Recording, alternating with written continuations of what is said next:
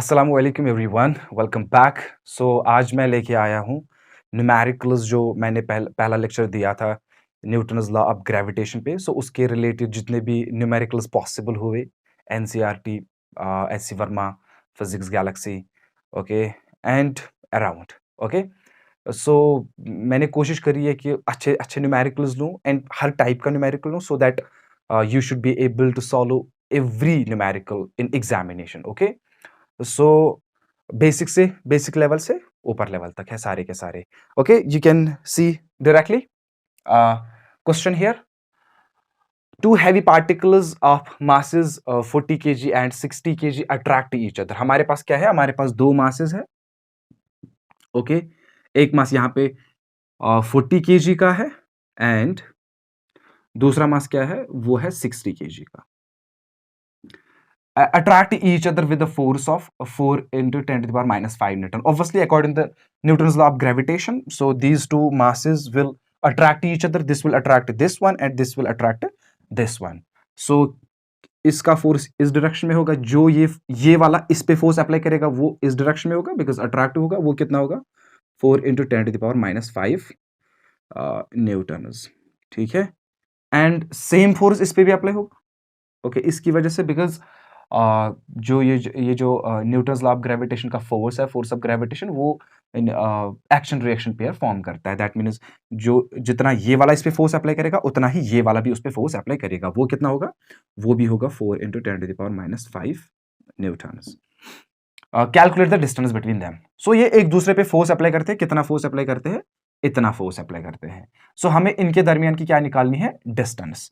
So obviously according to the Newton's law of gravitation, जो force of attraction होता है वो होता है G times m1 m2 divided by r square, okay. And obviously इस force का मैग्नीट्यूड है, ये एक दूसरे पे कितना फोर्स अप्लाई करते हैं? 4 into 10 to the power minus 5 Newton का फोर्स, ओके। एंड जी तो पता है 6.67 into 10 to the power minus 11। m1 भी तो पता है, m1 भी गिवन है 40 kg and 60 kg divided by r square, which I have to find. मुझे यही r फाइंड करना है। मुझे इन दो ऑब्जेक्ट्स को किस सेपरेशन पे रखना है, सो दैट ये एक दूसरे पे इतना फोर्स अप्लाई करेंगे, ओके। वो कहते हैं ना, how the problem is solved if you only understand the problem. हमारे पास दो ऑब्जेक्ट्स है, m1 m2। एक का मास है 40, दूसरे का मास है 60। ये एक दूसरे पे कितना फोर्स अप्लाई करते हैं? इतना फोर्स अप्लाई करते हैं। 4 into 10 to the power minus 5 Newton का ये फोर्स अप्लाई करते हैं एक दूसरे पे। सो हमें किस सेपरेशन पे रखना है, सो दैट कि ये इतना फोर्स अप्लाई करेंगे। मकसद क्या है क्वेश्चन का? हमें क्या फाइंड करना है? हमें r फाइंड करना है, हमें डिस्टेंस फाइंड करनी है। Is that okay? सो मैं r को वहां ले जाऊंगा। सो r square equals 6.67 into 40 into 60। should I write 4? should I write 4 6 and यहां से 4 into 6 into 100 10 to the power 2। मैंने 6 को अलग लिखा, 4 को अलग लिखा, इसका 10, इसका 10, 10 to the power 2 एंड वहां से 10 to the power minus 11 and divided by 4 into 10 to the power minus 5। Is that okay? So यहां से 4 4 खत्म हो जाएगा, 10 to the power minus 5 ऊपर चला जाएगा। So that would be equal to 6.67 into 6 into 10 to the power, ये बचा minus 9, ये ऊपर चला जाएगा 10 to the power 5। So here 6 7s, okay, 6 7s are 42, 6 are 36 and it is 44, 6 are 36 and 40.02 into 10 to the power यहां से कितना बचेगा? -4। Is that okay? सो यहां से आएगा, अगर मुझे r का फाइंड वैल्यू, अगर मुझे फाइंड करना है r का वैल्यू, सो यहां से आएगा root of 40 into 10 to the power -4। so that would be around equal to the 40 root and यहां से मैं लिखूंगा इसको 10 to the power -2 whole square. So यहां से खत्म हो जाएगा। so that would be equal to root of 40 into 10 to the power -2। इसको मैं ऐसे भी लिख सकता हूं, root of 40 divided by 10 divided by 100।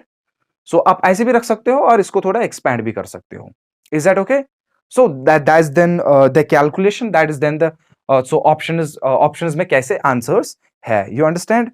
और एक काम कर सकते हैं हम यहाँ पे हम क्वेश्चन में भी ये like if I remember it correctly तो उसने क्वेश्चन में ये दिया हुआ है कि सो टेक जी का वैल्यू मुझे लेना है 6 इंटू 10⁻11.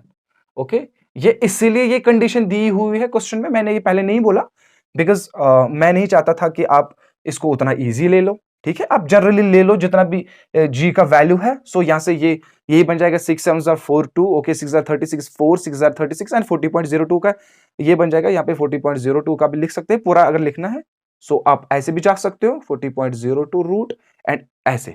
लेकिन हाँ, अगर ये क्वेश्चन में वहीं से बोल रहा है कि take the value of G as 6 into 10⁻11, उससे हमारी कैलकुलेशन बहुत ज्यादा इजी हो जाएगी. उससे कैलकुलेशन में क्या फर्क पड़ेगा? सो यहां से ये खत्म हो जाएगा. Okay, in order to ease the calculation इसने ये बोला है take the value of G as this. So यहां से ये वाला खत्म हो जाएगा. सो यहां से ये वाला खत्म हो जाएगा. सो आप चेक कर सकते हो अब यहां से बचेगा 6 स्क्वायर. सो मैं इसको कैलकुलेशन में थोड़े अब इजी हो जाएगी. सी कितना इजी बन गया अब by taking the value of G as 6 into 10⁻11. Okay, so here it would be 6 square okay into 10⁻4. Is that okay? So यहां से r square, so r equals root of 6 square into 10⁻4, and you can write that as 6 square into root of 10⁻2 whole square. Okay, try to do it yourself as well. Do the calculations by your own. Oh, that would help you a lot in the final examination. So 6 so yahan se bachega into 10⁻2. So 6 divided by 100. Is that okay? So 0.06 meters. Why meters? Because I have taken everything in terms of SI. Okay, मैंने G का value लिया SI का, M1 का SI का, M2 का SI का and force भी SI का. So my answer would come in SI, that means meter, 0.06 meter. So मुझे इन दो masses को 40 and 60 kg को इस separation पे रखना है 0.06 meters पे, so that they would apply this much of force on one another. You understand? Okay, try to do it yourself as well. Try to do each and every step on your own. So मैं इसको हटा देता हूं पहले, मैं इस पे next numerical लिखूंगा.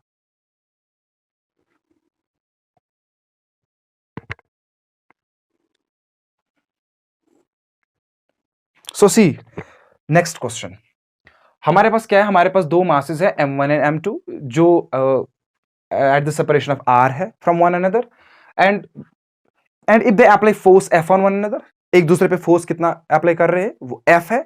What would be the force if we double the separation? हमारे पास ऐसे मास है, एक का मास है M1 and एक का मास है M2 and they are at separation R. If they apply force of F on one another, okay? अगर मैं इन्हीं दो मासेस को कहां पे रखूं? Double the separation. अगर मैं सेपरेशन को डबल करूं मतलब कितनी सेपरेशन लेनी है? 2R, R plus R. Okay, don't get confused. R square नहीं लेना, ठीक है? छोटे बच्चों वाली गलती मत करना. Okay, so this would be 2R. Is that okay?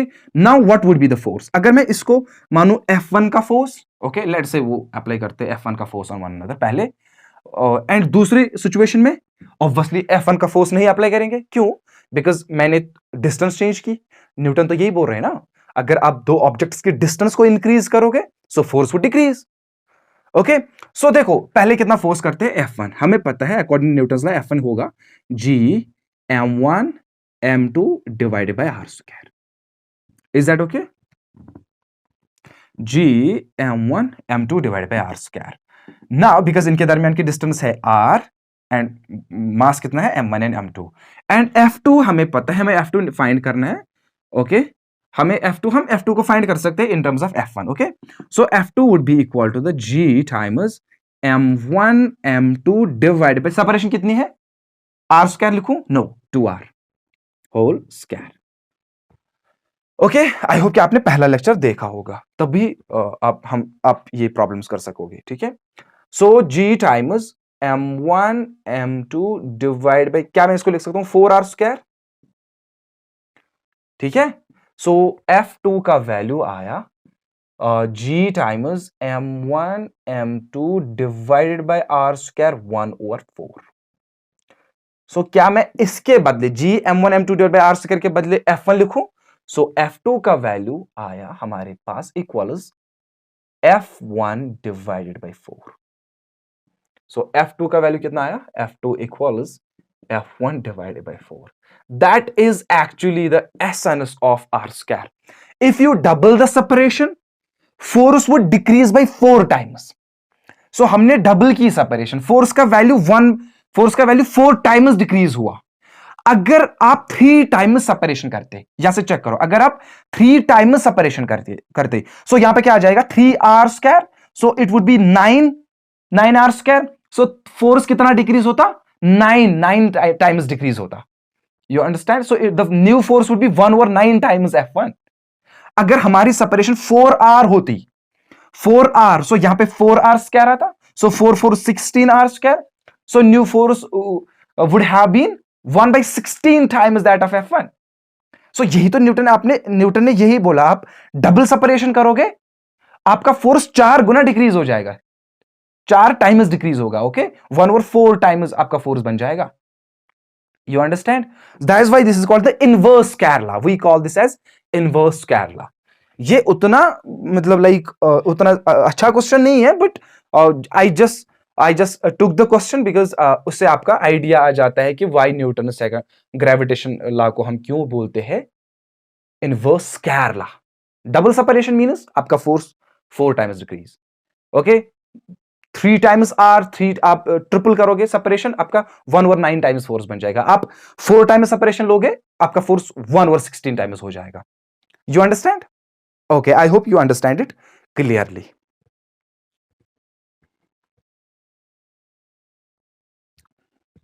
See the next very question. Two particles of masses 1 kg and 2 kg, हमारे पास दो masses है 1 kg and 2 kg, are placed at a separation of 50 centimeters.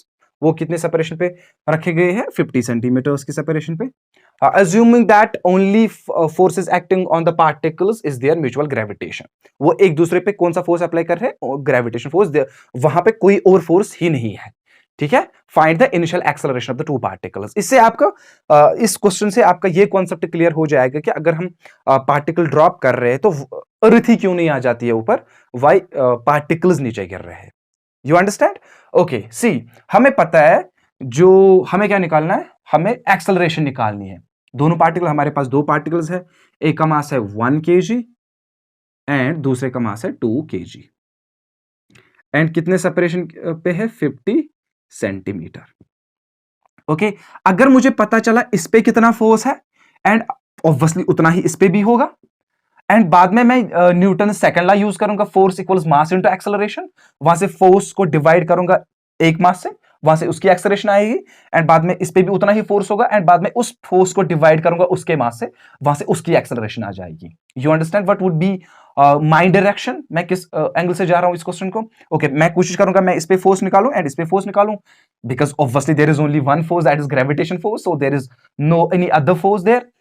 सो मैं obviously Newtons law of gravitation को use करूंगा। So सी, सो एक दूसरे पे कितना फोर्स अप्लाई कर रहे हैं? F equals G times m1 m2 divided by r square, यही तो है। Okay, G 6.67 into 10 to the power -11 newton metre square per kg square. Okay, m1 कितना है? 1 kg का मास है एक, एंड दूसरे का है 2 kg का मास है दूसरा। ओके, कितनी सेपरेशन पे है? 50 सेंटीमीटर। सो 50 सेंटीमीटर को लिख सकता हूं 0.5 metre. Okay, 0.5 metres whole square, and अगर मैं यहां से इसको मल्टीपल करूं, so it would be 2 into 1 is 2, so उसको यहां से इसके साथ मल्टीपल करूं, 7 2 इज 14 और 1 एक कैरी हो गया, so 6 2 is 12 3 and 6 2 is 12 13। Okay, 13.34 into 10 to the power -11, and ये बन जाएगा 0.25। Is that okay? So 0.25। Okay, so मैं यहां से क्या करूंगा, मैं यहां से एक लाइन खींचूंगा अभी। सो मैं इसको लिख सकता हूं 13.34 into 10 to the power -11 divided by, क्या मैं इसको लिखूं 25 डिवाइड बाय 100? वो भी तो हो गया ना 0.25। सो इसको, उस 100 को यहां ले जाऊंगा, ओके। एंड इस 13.34 को मैं लिखना चाहूंगा, इसको मैं लिखना चाहूंगा 133.4। ओके, एंड मैं इसको डिवाइड करूंगा 10, बिकॉज ये भी तो बन जाएगा वही। सो अपना 25 है, यहां पे ऊपर है 10 to the power -9। Is that okay? Because this is 10 to the power 2, this is 10 to the power -11, so -9 ये वाला ऊपर जाएगा। So it would be 133.4 divided by 25, 10 to the power -10. Is that okay? When you divide this 133.4 divided by 25, that would come out to be 5.3 into 10 to the power -10 Newton.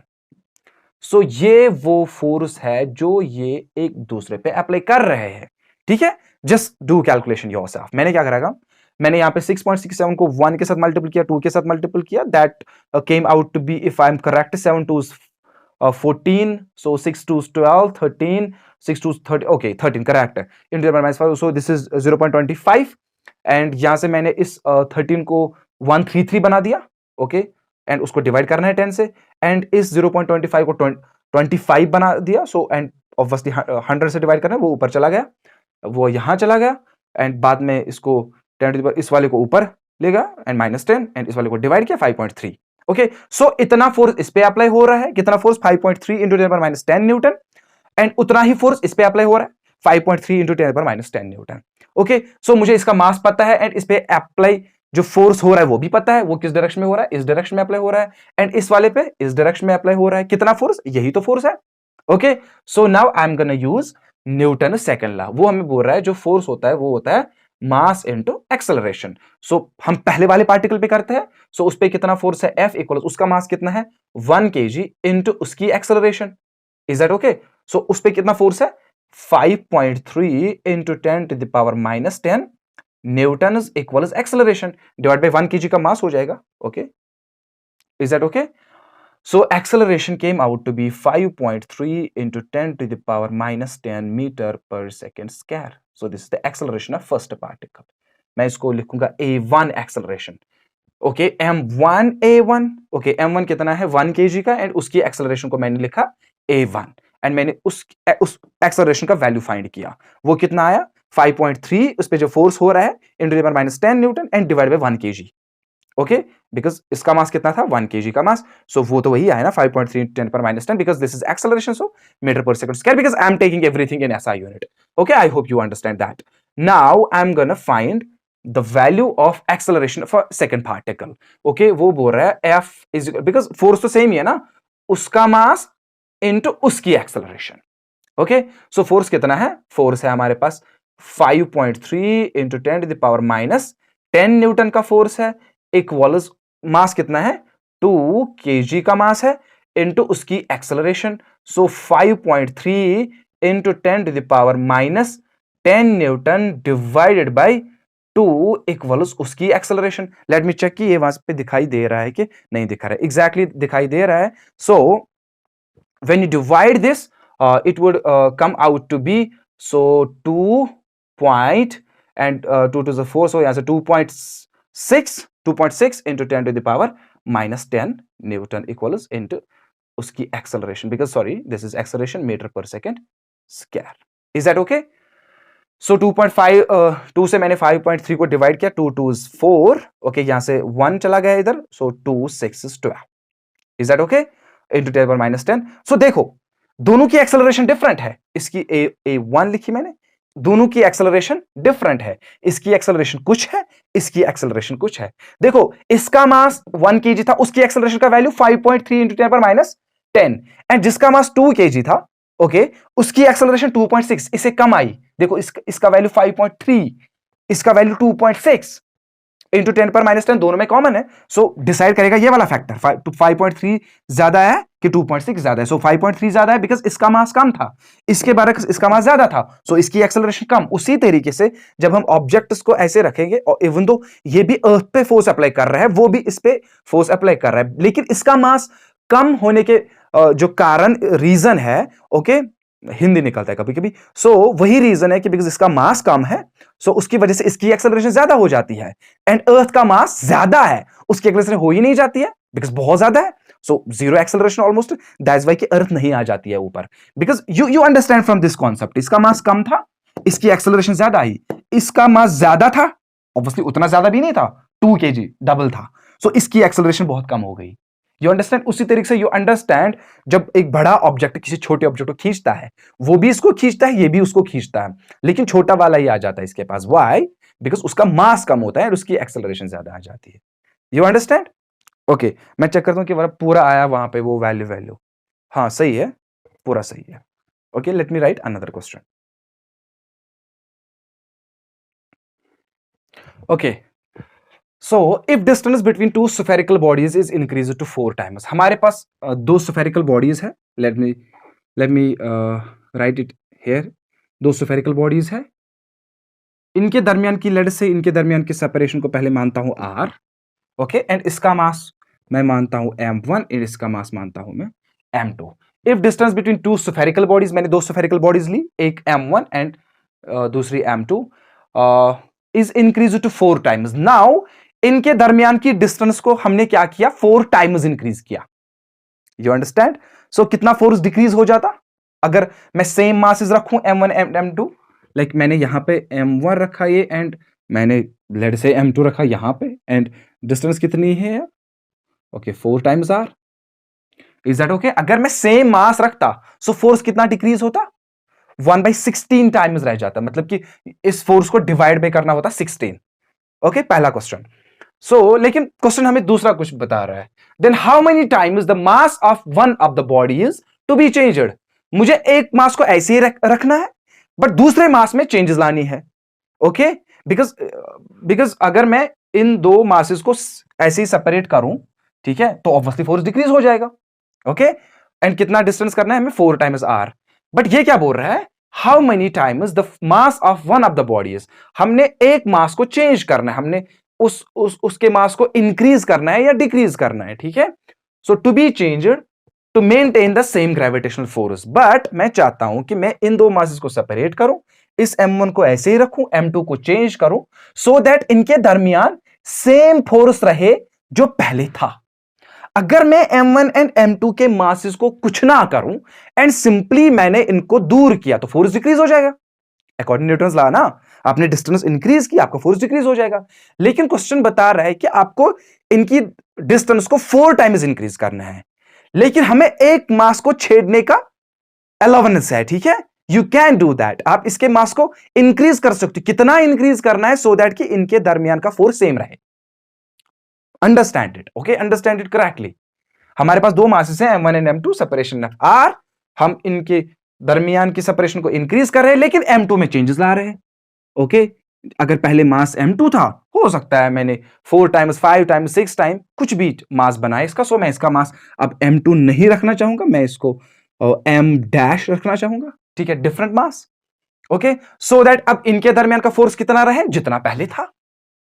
Obviously एक ही सूरत है, मुझे तो मास increase करना है ना। अगर मैं यहां से सेपरेशन इंक्रीज करूं, फोर्स डिक्रीज हो जाएगा, लेकिन अगर मैं वहां से इनडायरेक्टली इसका मास इंक्रीज करूं, फोर्स इंक्रीज हो जाएगा। आपको समझ आ रहा है? सो कंपनसेट करना है किसी भी तरीके से। सो हम पहले देखते हैं इसके दरमियान का कितना, जब ये आर पे सेपरेशन पे थे, ठीक है, g times m1 m2 divided by R square. Okay, मैं फोर्स F मान लेता हूं, ठीक है। अब इनके दरमियान मुझे कितना फोर्स चाहिए? Same F। ओके, लेकिन मैंने डिस्टेंस इंक्रीज की, सो मुझे एक मास को इंक्रीज करना है। तो ये यही बोल रहा है कितना इंक्रीज करना है कि सो दैट इनके दरमियान का फोर्स सेम रहे। सो इनके दरमियान का force given by g times इसका मास कितना है? m1 and m dash divided by 4r whole square. इनके दरमियान का इतना फोर्स है। सो ये फोर्स एंड ये फोर्स बराबर होने चाहिए। देखो, मैंने इंक्रीज डिस्टेंस की, लेकिन मैं यहां से इंक्रीज मास भी करूंगा, ठीक है। मुझे m डैश का वैल्यू फाइंड करना है, सो मैं इन दो फोर्सेस को इक्वेट करूंगा। लेट्स से इसको F1 लिखूं, इसको F2 लिखूं, ठीक है। सो F1 एंड F2 क्या होने चाहिए? बराबर होने चाहिए। That means g times m1 m2 divided by r square equals g times m1 into m dash. मुझे कौन सा वैल्यू फाइंड करना है? m डैश का वैल्यू। क्यों? बिकॉज मुझे उसके मास को इंक्रीज करना है, सो दैट कि मैं कंपनसेट वो चीज करूं जो फोर्स डिक्रीज हुआ इंक्रीज डिस्टेंस करने से। Is that okay? So g खत्म हो जाएगा, m1 खत्म हो जाएगा, r स्क्वायर खत्म हो जाएगा, ये खत्म, ये खत्म, ये वाला, ये वाला, ये वाला एंड ये वाला। सो बचा क्या? बचा हमारे पास m2 divided by R square, sorry R square तो खत्म हुआ, m2 equals m dash divided by 16. So which implies m dash equals 16 times m2. अब आंसर से आपको अंडरस्टैंड हो जाएगा। अगर आपने दो मासेस को सेपरेट किया, उनकी डिस्टेंस को 4 टाइम्स इंक्रीज कर लिया, ठीक है, बट आप चाहते हो कि उनके दरमियान का फोर्स सेम रहे, सो फॉर दैट आपको इस मास को कितना बनाना है? 16 times of this mass. Okay, exactly वही। अगर आपके पास लेट अस से, अगर आपके पास यहां पे 1 kg है एंड ये 2 kg है एंड इनके दरमियान की सेपरेशन r है, ओके, ये एक दूसरे पे कुछ फोर्स अप्लाई कर रहे हैं, ठीक है। अब चाहते हो कि मैं इन दो मासेस को सेपरेट करूं, बट किस सेपरेशन पे लूं? अब 4r पे, ठीक है। लेकिन मैं चाहता हूं कि ऑब्वियसली अगर मैं सिंपल सेपरेशन इंक्रीज करूं तो फोर्स तो डिक्रीज हो जाएगा, लेकिन मैं चाहता हूं कि फोर्स सेम रहे, तो फॉर दैट मुझे इस m2 को, जिसका मास 2 kg था, इसको मुझे इंक्रीज करना है कितना? 16 टाइम्स। अब मुझे इस मास को कितना बनाना है? 32 kgs। ओके, मतलब पहले हमारे पास ये 1 kg का था, ये वाला 2 kg का था, सेपरेशन ऑफ r। अगर आप चाहते हो, आप इनको पहले किस सेपरेशन पे ले जाओ? 4r पे, 1 को ऐसे ही इस वाले kg के साथ कुछ नहीं मुझे छेड़ना है, ठीक है। अब ये वाला आपको बनाना है 32 kgs का, जो जितना फोर्स यहां पे होगा उतना ही फोर्स यहां पे होगा। Is that okay? अच्छा क्वेश्चन है, मैथ के लिहाज से इजी है, बट अंडरस्टैंडिंग के लिहाज से थोड़ा ट्रिकी हो जाता है। ओके, मैं नेक्स्ट वाले लिख देता हूं यहां पे। Okay, see another question. If two particles A and B having masses 4m and 4m respectively are kept at distance of 2.73 meters. हमारे पास दो masses है A and B, यहां पे बना देता हूं। एक का मास है m, दूसरे का मास है 4m। Are kept at distance of, उनके दरमियान की डिस्टेंस कितनी है? 2.73 metres. Another small particle of mass m, हमें एक स्मॉल मास m लिया, अब is to be placed between them, हमने उस स्मॉल मास को कहीं पे रखा, इस लाइन पे, ये जो लाइन है ज्वाइन कर रही है कैपिटल M एंड 4m को, इस लाइन पे रखना है कहीं पे, so that the net gravitational force on it is 0। So that कि उस मास पे कितना ग्रेविटेशनल फोर्स हो? 0। ऑब्वियसली मैं मिडल में नहीं रख सकता, बिकॉज ये इसको ज्यादा खींचेगा एंड ये वाला उसको कम खींचेगा। जो अंडरस्टैंड? अगर मैं यहां पे सेंटर में रखूं, अगर मैं सेंटर में रखूं तो ये वाला इसको ज्यादा खींचेगा, बिकॉज इसका मास 4m है एंड इसका मास m ही है, सो बैलेंस नहीं हो जाएगा। सो मुझे कहां पे रखना है?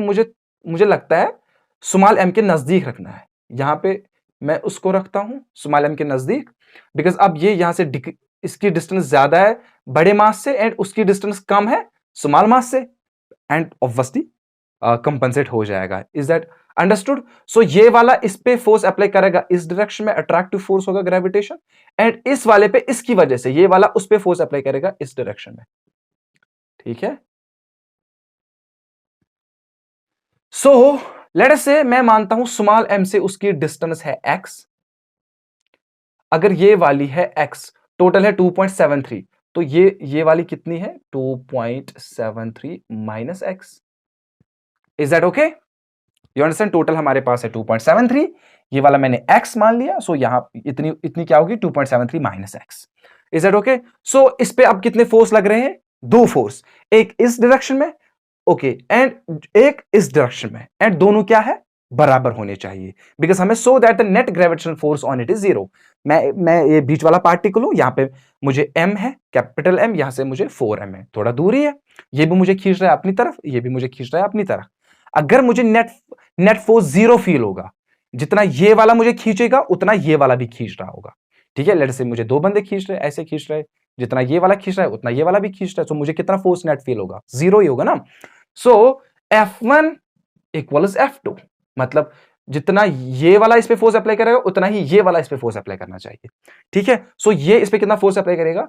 G times capital M small m divided bye x square, okay, इनके दरमियान की डिस्टेंस x, वो होना चाहिए बराबर g times 4m small m divided by 2.73 minus x whole square, because उनके दरमियान की डिस्टेंस है 2.73 minus x। Is it okay? So g गया, m गया, स्मॉल m गया, सो वहां से बचा 1 by x square equals 4 divided by 2.73 minus x whole square. Is it okay? मैं इसको यहां पे, मुझे x का वैल्यू फाइंड करना है, ठीक है? What will be it is distance from the body A, मैंने बॉडी ए से कितनी x डिस्टेंस रखी, आप बाद में वो वाले डिस्टेंस भी फाइंड कर सकते हो, okay? So that would be 2.73 minus x whole square equals 4 times x square. So मैं इस स्क्वायर को यहां पे रूट लेके चला जाता हूं, ठीक है? 2.73 minus x equals, it would be 2x, okay?